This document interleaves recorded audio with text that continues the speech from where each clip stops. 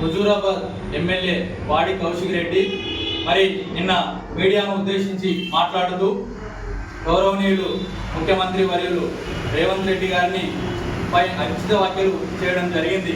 మరి దాన్ని మా యువజన కాంగ్రెస్ జమ్మికుంట మండల పక్షాన తీవ్రంగా ఖండిస్తున్నాం.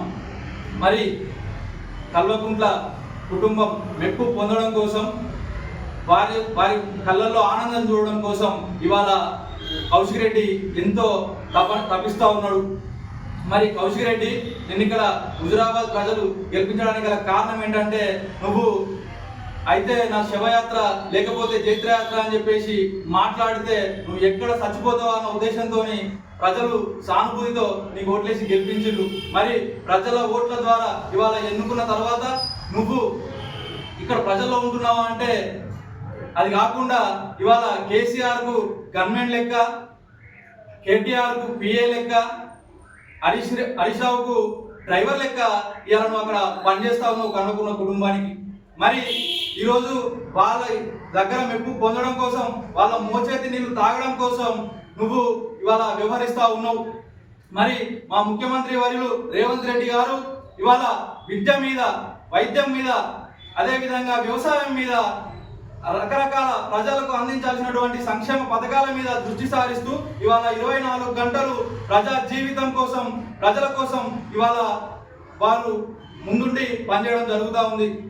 మరి ఇవాళ ముఖ్యమంత్రి రేవంత్ రెడ్డి గారిది ఒక తెరిచిన పుస్తకం లాంటిది. మరి వారేంటో, వారి యొక్క విజ్ఞత ఏంటో, వారి యొక్క పని, వారి యొక్క చిత్తశుద్ధి, వారి యొక్క నిబద్ధత ఏంటో ఇవాళ ప్రజలందరికీ తెలుసు. మరి నువ్వు ఏమన్నా చేయాలి, ఇవాళ మీడియాలో కనబడాలి, మీడియాలో మాట్లాడాలి అని ఏది పడితే అది మాట్లాడుతూ ఉన్నావు. ఏది పడితే అది ఎలా మాట్లాడుతున్నావు అంటే అసలు నువ్వు మాట్లాడేదో నీకు కూడా అర్థమైతలేదు అని ఆ రకంగా మాట్లాడుతూ ఉన్నావు. మరి ఇవన్నీ ఇంకొకసారి కనుక మా ముఖ్యమంత్రి గారి మీద కానివ్వండి, మా కాంగ్రెస్ ప్రభుత్వం మీద కానివ్వండి, మీరు కనుక ఇంకొకసారి మాట్లాడితే రానున్న రోజుల్లో భౌతిక దాడులకు కూడా దిగుతామని చెప్పేసి ఈ సందర్భంగా మిమ్మల్ని హెచ్చరిస్తూ ఉన్నాం. మరియు అదేవిధంగా మీరు ఇవాళ పనికొచ్చే పని ఒకటైనా చేసిలా అంటే ఏదీ లేదు. ఇక్కడ హుజూరాబాద్ ప్రజలేమో రకరకాల ఇబ్బందులతో ఉంటే మరి నువ్వేమో హైదరాబాద్లో అక్కడ వాళ్ళకు పనిచేస్తూ ఉన్నావు.